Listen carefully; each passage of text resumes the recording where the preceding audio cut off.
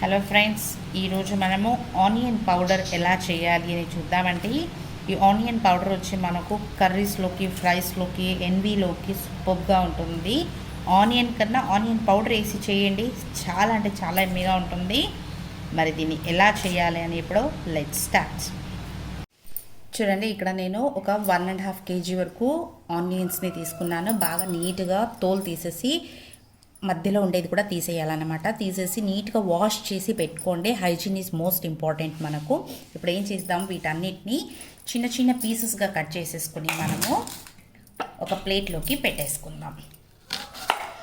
చూడండి, ఎప్పుడే కానీ ఆనియన్ పౌడర్ చేయాలంటే మనం వచ్చి బాగా ఎండలోనే ఎండబెట్టాలండి. చాలా వరకు మైక్రో ఓవెన్స్లో పెట్టేస్తుంటారు, బట్ డోంట్ డూ దాట్.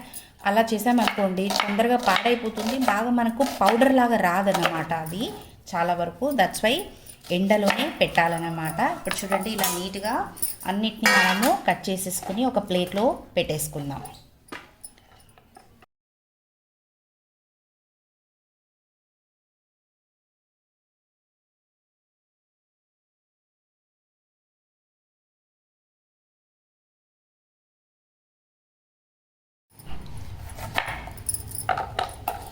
చూడండి, ఇలా అన్నిటినీ మనం ఏం చేద్దామో ఒక ప్లేట్లో ఇలా అరేంజ్ చేసేసుకోండి.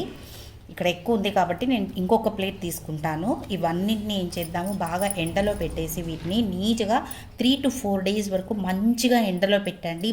బాగా డ్రై అయిపోతుంది అన్నమాట. ఇది ఎండలో పెట్టేది మస్ట్ అన్నమాట మనకు. చూడండి, మనకు ఆనియన్స్ నేను ఇక్కడ 5 days వరకు టైం తీసుకునింది. నాకు ఎండలో పెట్టాను.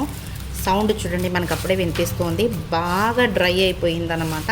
ఇప్పుడు ఒక మిక్సీ జార్లోకి వీటిని ట్రాన్స్ఫర్ చేసేసి నైస్ పౌడర్గా రెడీ చేసి తీసుకొచ్చేద్దాం. చూడండి, ఇప్పుడు నేను ఇక్కడ పౌడర్ చేసి తీసుకొచ్చేసాను. దీన్ని ఒక ప్లేట్లోకి ఇలా స్ప్రెడ్ చేసేసుకుందాము. స్ప్రెడ్ చేసి కాసేపు దీన్ని బాగా చల్లారనివ్వండి. ఎందుకంటే మిక్సీలోకి వేసాం కాబట్టి మనము కొంచెం వేడిగా ఉంటుంది. చల్లారిందనుకోండి సూపర్గా ఉంటుంది.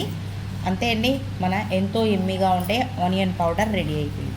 నచ్చిందా మీకు కూడా? అయితే మీరు కూడా ఒకసారి తప్పకుండా ట్రై చేయండి. మీకు ఎలా వచ్చిందో నాకు కమెంట్లో తెలపండి. నా ఛానల్ని సబ్స్క్రైబ్ చేసుకోండి. This is learnings with Geeta. Thank you for watching.